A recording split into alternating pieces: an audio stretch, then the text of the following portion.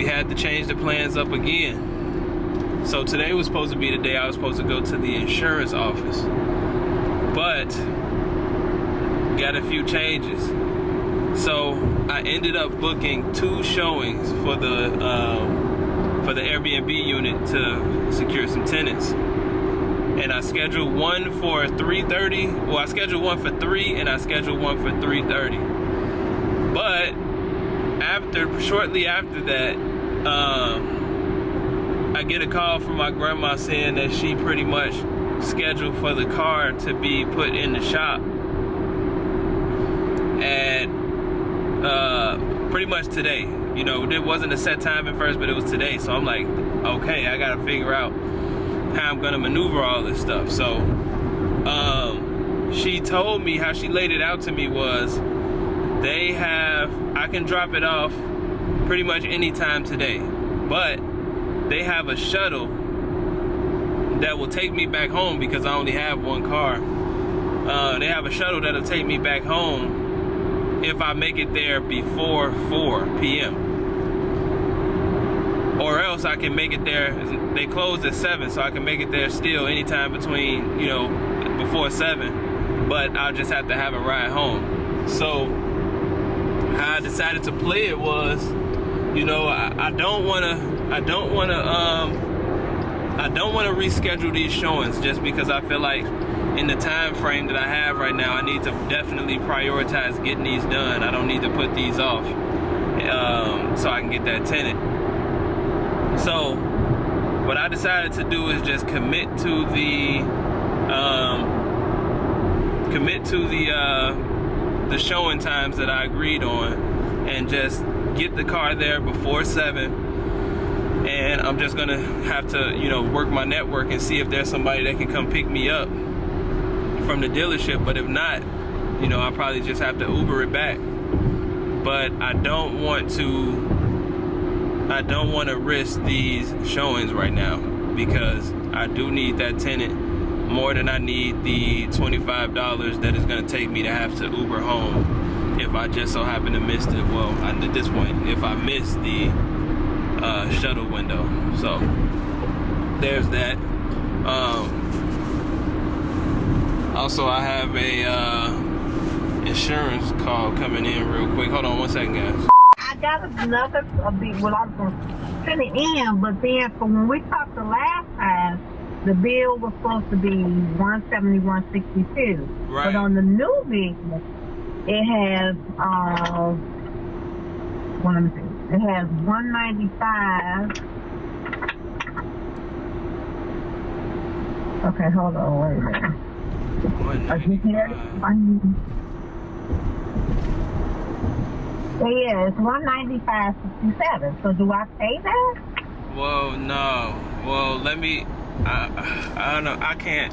So, all right. So let me do this. Cause I'm driving at the moment. So when I have about 40 minutes until I reach my destination, but I can take a look at it at the when I get, cause I got my laptop. I do not have my laptop with me. Jesus.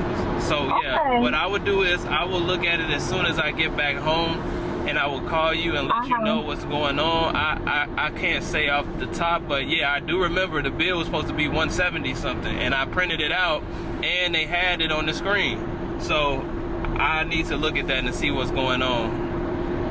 Okay. Okay, because they got payment received. That's $171.62. Right. So then, okay, the next payment is due on the 30th, and then they got $195.67. Right. Okay. Yeah. Let me take a look at that, and then I'll give you a call back. I should be back home around 4:30 or 5. Is that okay? Yeah, make it about like 6. Okay. Is that too late? No, it's not. Just because I have a pretty busy day today, but I'm gonna, when I get home to my laptop, make that the first thing I do before I do anything else. Just check your policy and see what's going on with it. Okay, because I still have some errands to run. And by the time I get back home, it's gonna be about like 7:30. Okay. Somewhere around here. Okay, that works perfectly. So I'll give you a call around then, and then I'll have an explanation for you. Okay, thank you so much. Okay, no problem. Talk to you soon. All right. Okay. Bye bye. All right, bye-bye. All right, guys, so that was a insurance client, and you know, her bill is higher than what it is that it was supposed to be, what we originally thought it was going to be. So this is what I mean by service. Like, you know, this is the stuff behind the scenes where it's like the bill is higher, or you know, anything. It just seems to be always something that is like, you know, loose ends to tie up with this insurance stuff. And I'm not sure if it's just because I'm a beginner, but actually I don't think it's just because I'm a beginner. But you know, I've been doing this for about 7-8 months now, but you know, I'm learning every day about all the technical stuff that you got to know. But nah, man, I think this just comes with it. This is the service work. This is the behind the scenes where it's like, you know, her bill may have gone up and I gotta figure out why.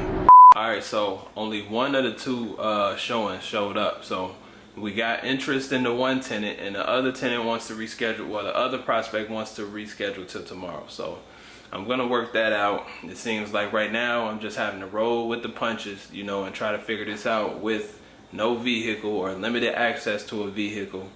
But you know, also I do want to know what you guys think, because at this point I'm about to just leave here and take the car to the shop so that we can leave it and it can get checked out. But the question I want to ask you guys is, so obviously I don't have a car that I own, right?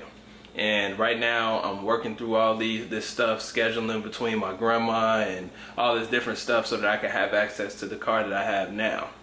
But I want to know what you guys would do in this situation, knowing that the real goal is to get out of this 15K in debt, 15,000 in debt. What would you guys do right in this situation? Would you prioritize those first few $1,000s towards securing a pickup truck? Because that's what I really need in the end, carrying lawnmowers and moving stuff. I really need that pickup truck. So would you guys just save up those initial first few $1,000s to invest in that so that you can be, you know, autonomous with the transportation? Or would you just keep thugging it out and scheduling around the car that you already have so that you can just prioritize saving those funds? What would you guys do in this situation? Because this is essentially where I'm at right now, having to make the decision of. All right, guys, so we dropped the car off. So, you know, good thing is it's gonna be fixed. Bad thing is I won't have a car for like the next 24 hours at least. But, you know, the silver lining is, luckily, I didn't have to catch an Uber home. My homie Chris V ended up, you know what I'm saying, picking me up. And so shout out to him for that. And also, for you guys that have, you know, for you, the small percentage of you guys that have been following me since before this rebuild stuff and really, you know about my old music and things like that, this is actually the guy who shoots my music videos and have shot all of my music videos within the past, I would say, 4 years or so. So any music that I made back then, my boy Chris V is the one that's shooting and editing all of those. So shout out to him.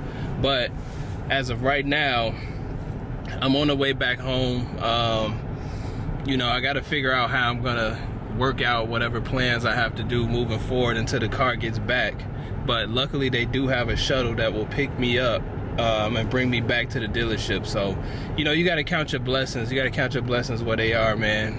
But all in all, I think my mindset right now is, like I said, just rolling with the punches, man. It's like every day is something new. It's a new wrench that gets thrown into the plans, and just really having that mindset to really just be resilient and, you know, just really be willing to roll with the punches and kind of work out these extra plans and extra, you know, legs of the situation as they come.